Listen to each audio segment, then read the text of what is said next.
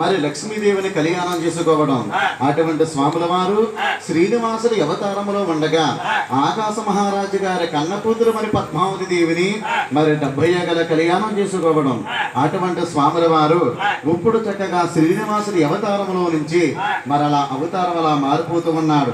అలా అవతారం అలా మారిపోతూ ఉంటే మరి ఎవరి కాగిలిపోతుందండి? అడుగు మరి పైనున్నాడు బ్రహ్మకుమారుడు నారదుల వారు. మరి నారదుల వారికి ఆగిలిపోతూ ఉంది. ఒక లింకు పెట్టాలన్నా, ఒక తొంటు పెట్టాలన్నా నారదుల వారే. అటువంటి బ్రహ్మకుమారుడు నారదుల వారు ఎలా వస్తూ ఉన్నారమ్మా? మహానుభావుడు ఎంతో చక్కనవాడమ్మా, ఓయమో బ్రహ్మకుమారుడే ఓయమో.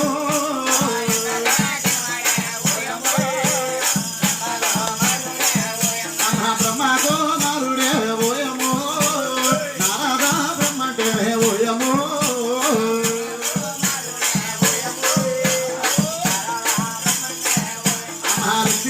దేవుండే ఓయమో, వదగలుగుతున్నాడమ్మా ఓయమో.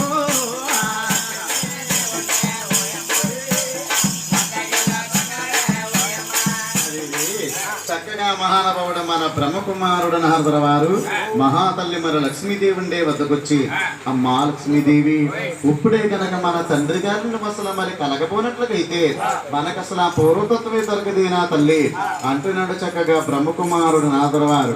అప్పుడు చక్కగా మహాతల్లి మన లక్ష్మీదేవి మహానుభావుడు మన శ్రీనివాసుడి వద్దకొచ్చి, ఏమండి నాద ప్రణస్వర, అయ్యో నాదలో నాదో నాదసలు మీరు ఎంత పని చేశారండి?